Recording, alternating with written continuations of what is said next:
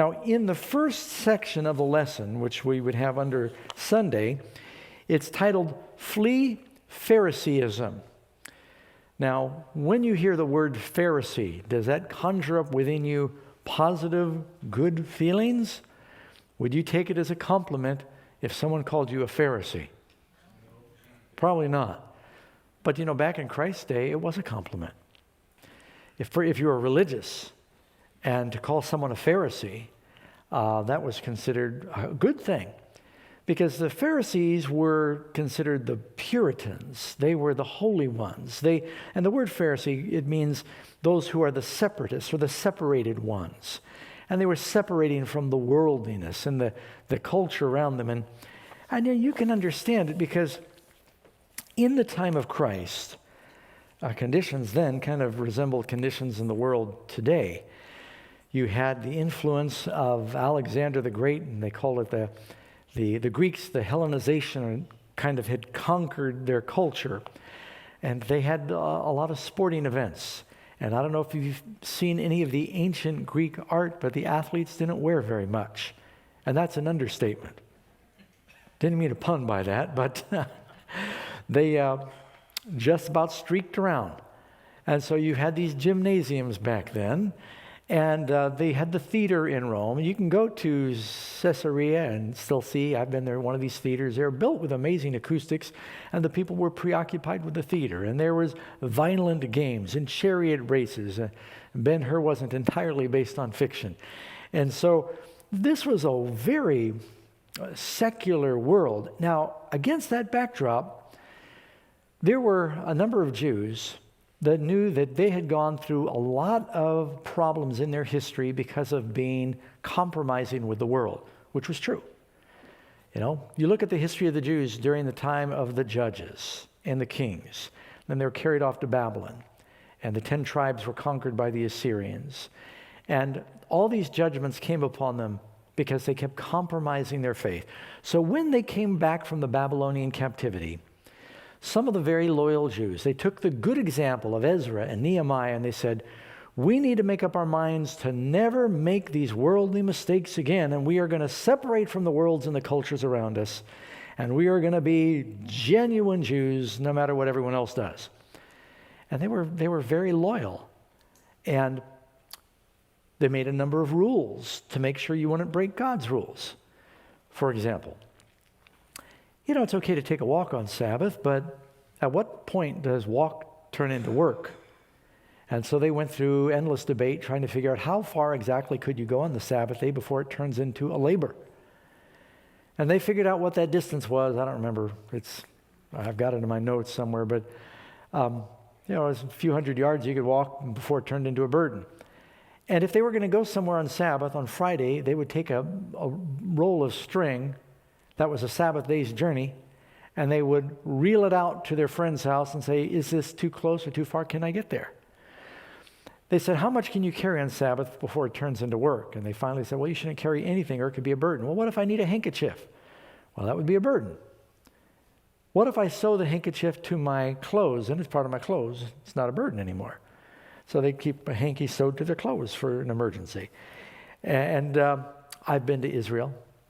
And you know that there are Orthodox Jews today that when they get on the elevator, and in New York as well as in Israel, they don't want to push a button for fear of it being labor. And they'll stand in the elevator until a Gentile gets on the elevator and happens to push their floor. So in Israel, the way they overcome that is they have Shabbat elevators in some buildings that stop on every floor when you get on. Now you and I think, well, that's kind of extreme. But you have to admire them in that they wanted to be careful not to compromise, and so they made all of these rules. So the Pharisees, they were known to be just extremely zealous, but so much of it over the years had grown into like an outward demonstration of piety and religion, and it was counterfeit. When Jesus begins to teach, well, maybe I should start with a passage from Luke, and then I'll delve into this more. Luke 16:14. By the way, in the Gospel of Luke, of the 80 references to Pharisees in the Bible, 25 of them are in the book of Luke, a little more than a quarter.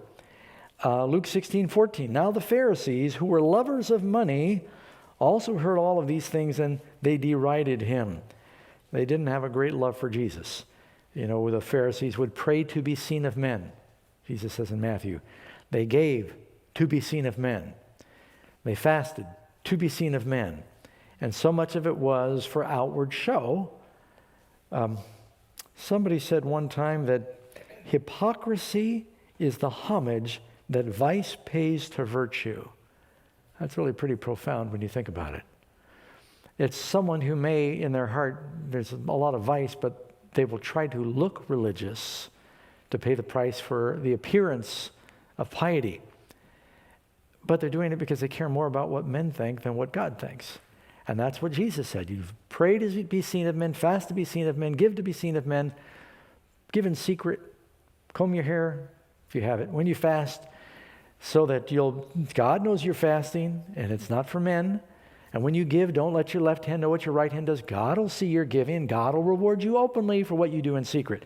So Jesus said religion really needs to be from the heart, and it should be to satisfy and please God and not men. But the Pharisees were preoccupied with the outward rather than the inward. And that's why Jesus said, I'll read this in Luke also, Luke 11:37. And he spoke, and as he spoke, a certain Pharisee asked him to dine with him. So he went and sat down to eat. And when the Pharisee saw, he marveled that Jesus didn't wash his hands before dinner. Now, keep in mind, this has nothing to do with the kind of sanitation we're talking about. The Pharisees had a long ritual they would go through. They actually had a written prescription for how you to symbolically wash before you eat, where they would, rinse one hand and have it drip down and rinse the other hand, and then they dry it and then rinse it again. And it was just a whole ceremonial washing before you eat. And Jesus sat down and just started eating.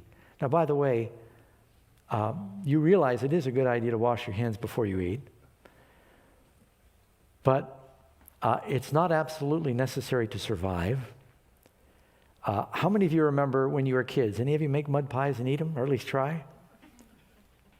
It's amazing that kids survive, isn't it? And mothers go around trying to sanitize the little kids with grubby fingers all the time because they're putting them in their mouth and their ears and everywhere else, and they're digging in the dirt, and then they're putting them back in their mouth. And Jesus did say, it's not what goes in your mouth that defiles you, because what goes in your mouth is purified by your digestive system, but what comes out of the heart is what defiles you. And they had made such a big deal as Pharisees about the physical washing, they didn't care about the real purity of heart. And so Jesus said, now you Pharisees, I'm still back in Luke 11, and this would be verse 39, I believe. Now you Pharisees make the outside of the cup and the dish clean, but your inward part is full of greed and wickedness. Foolish ones, did not he who make the outside also make the inside also? But rather give alms of such things as you have. Then indeed all things are clean to you. But woe to you Pharisees, for you tithe mint and rue and all manner of herbs, and you pass by justice and the love of God. These you ought to have done without leaving the other undone. By the way, this is found also in Matthew 23:23. And some people, it's amazing how often we run into people that say, well, there's nothing in the New Testament that says you should pay tithe. That's not true. There are at least two places where Jesus talks to the Pharisees. He ridicules them for being so fastidious about paying tithe of their herb gardens. He says, these you ought to have done, and don't leave the paying of tithe undone. In other words, you should take care of the justice, mercy, and faith, but don't neglect paying tithe. And so, the New Testament also still teaches that tithe is part of God's plan. These you ought to have done without leaving the other undone. Woe to you, Pharisees, for you love the best seats in the synagogues, for show, and greetings in the marketplace. Woe to you, scribes and Pharisees, hypocrites, for you're like graves that are not seen, and men walk over them and are not aware of them. It's like a grave, full of that which is unclean and dead men's bones, and the Bible declared it unclean. And he said, you're on the outside, it's like a whited sepulcher. By the way, that's what Paul called the high priest one time. And so Jesus did not get along with the Pharisees, and they did not like him very much, because he wanted genuine religion, and the Pharisees had become sort of the embodiment of superficial religion. Now, is that still a danger today?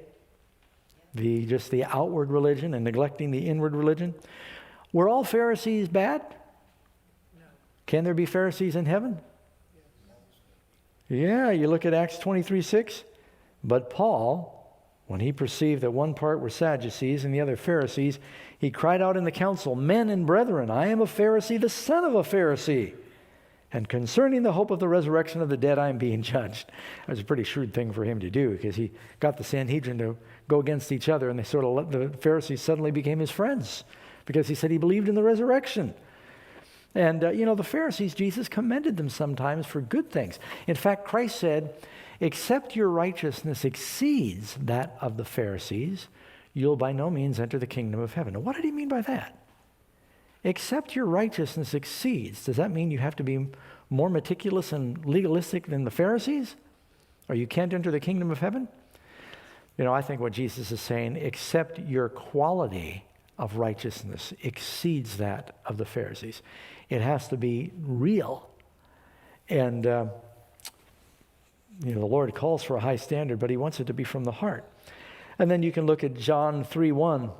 There was a man of the Pharisees named Nicodemus. Will he be in heaven? Yeah.